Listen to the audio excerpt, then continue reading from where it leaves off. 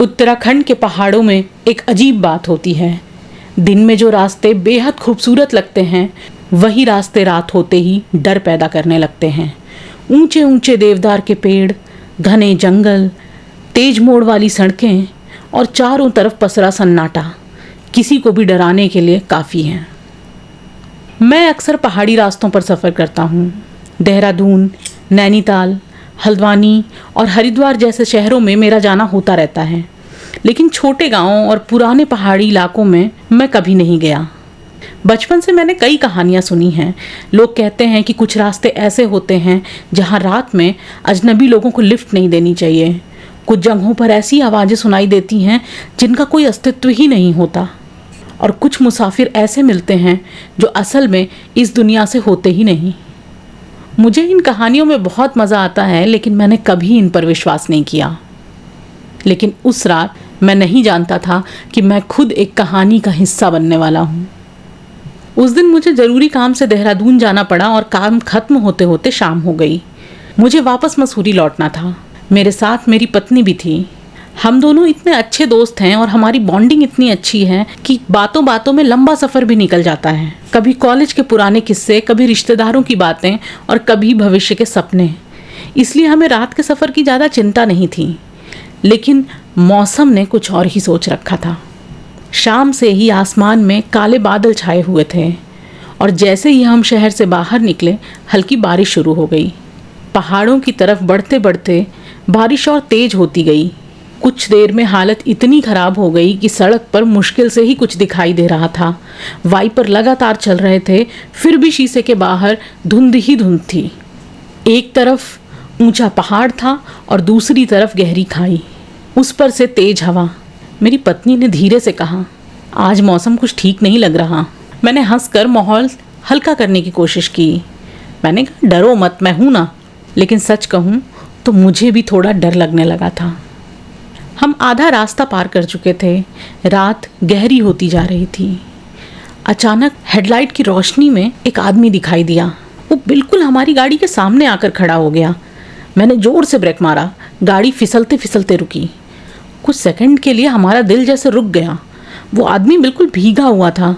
हालांकि उसके कपड़े अच्छे थे, ऐसा लग रहा था जैसे किसी ठीक ठाक परिवार का आदमी हो, लेकिन उसके चेहरे पर डर था, जैसा मैंने कभी किसी को डरा हुआ नहीं देखा।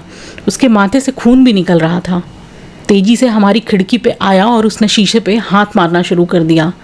मैंने कार का शीशा थोड़ा ही नीचे किया और वो लगभग कांपती आवाज़ में बोला, आगे मत जाओ, वापस लौट जाओ, आगे खतरा है।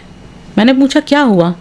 तो उसने पीछे अंधेरे की तरफ देखते हुए कहा, कुछ लोगों ने एक गाड़ी को रोका हुआ है, लूटपाट हो रही है, प्लीज़ यहाँ से लौट जाओ। की सांसें तेज चल रही थी। ऐसा लग रहा था वो बहुत देर से दौड़ कर आ रहा हो। मेरी बीवी डर गई। उसने धीरे से कहा, शायद हमें वापस लौट जाना चाहिए। लेकिन मुझे शक हो रहा था। मैंने सोचा, कहीं ये कोई जाल तो नहीं है, पीछे ऐसा तो नहीं कुछ लुटेरे बैठे होंगे और जब हम वापस जाएंगे तो वो हमें रोक लेंगे। मैंने कहा, कुछ नहीं होगा, और मैं गाड़ी स्टार्ट करने लगा। उसने हमें फिर मना किया, बहुत रिक्वेस्ट की कि आगे मत जाइए, लेकिन मैं नहीं माना। मैंने गाड़ी स्टार्ट करने की कोशिश की, 2 बार की, तीसरी बार की, लेकिन इंजन से अजीब सी आवाज़ आती रही और इंजन बैठ गया। गाड़ी स्टार्ट होने को राज़ी ही नहीं थी। मेरे माथे पर पसीना आ गया। मुझे डर लगा कि अगर ये किसी गिरोह का आदमी है तो इसके साथ ही थोड़ी देर में यहाँ पहुँच जाएंगे। मेरे साथ मेरी पत्नी भी थी, इसलिए मैं ज़्यादा घबरा रहा था। लेकिन ऊपर से मैंने हिम्मत दिखाई और कड़क होकर उस आदमी से कहा, आप हटिए, हम देख लेंगे हमें क्या करना है। उस आदमी ने फिर कहा, मत जाओ, और वो अचानक पीछे हट गया। जब मैं मेरी बीवी से बात कर ही रहा था, उसके बाद मैंने वापस देखा तो वो वहाँ नहीं था। वो अंधेरे में गायब हो चुका था। मैंने चारों ओर देखा, उसका कोई नामो निशान नहीं था। अब मुझे और डर लगा कि ऐसे में कोई आदमी इतनी बारिश और अंधेरे में गायब कहाँ हो जाएगा। कहीं वो किसी गिरोह का हिस्सा तो नहीं, कहीं उसके साथी छुपकर कहीं बैठे तो नहीं हैं। हमने जल्दी से गाड़ी लॉक की, शीशे ऊपर चढ़ा लिए और पुलिस को फ़ोन किया। पुलिस ने कहा, मौसम ख़राब है, हमें पहुंचने में थोड़ा समय लगेगा। हम करीब आधे घंटे वहाँ फंसे रहे। उसके बाद बारिश थोड़ी धीमी हो चुकी थी, लेकिन थोड़ी देर में गाड़ी बिना किसी वजह के अपने आप अचानक स्टार्ट हो गई। ऐसे ही मैंने चाबी घुमाई और गाड़ी स्टार्ट हो गई। कुछ देर पहले वो स्टार्ट नहीं हो रही थी, लेकिन अब वो अच्छी खासी स्टार्ट थी। मैंने राहत की सांस ली। मेरी बीवी भी चुप थी। उसने सिर्फ इतना कहा कि मुझे अच्छा नहीं लग रहा, जल्दी निकलो यहाँ से। हम दोनों धीरे धीरे आगे बढ़ने लगे। सड़क अब बहुत ज़्यादा सुनसान थी। हम लगभग 1 किलोमीटर ही आगे गए होंगे कि हमने सड़क के किनारे एक कार खड़ी देखी। उसका अगला शीशा टूटा हुआ था, हेडलाइट बंद थी और बारिश की बूंदें उस पर लगातार गिर रही थीं। अंदर कोई बैठा हुआ दिखाई दिया। हमें लगा शायद एक्सीडेंट हुआ है। हमने तुरंत गाड़ी रोकी और नीचे उतरे, शायद किसी को मदद की ज़रूरत हो।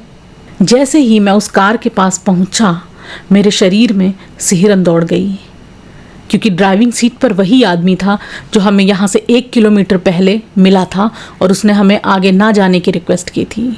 लेकिन पैदल वो आदमी इतनी दूर कैसे आया होगा और वहाँ से यहाँ तक कैसे आया होगा इस बारिश में? उसके सिर से खून बह रहा था, उसकी आंखें खुली हुई थीं। मुझे समझने में ज़्यादा देर नहीं लगी कि वो मर चुका है। मेरी पत्नी चीख पड़ी।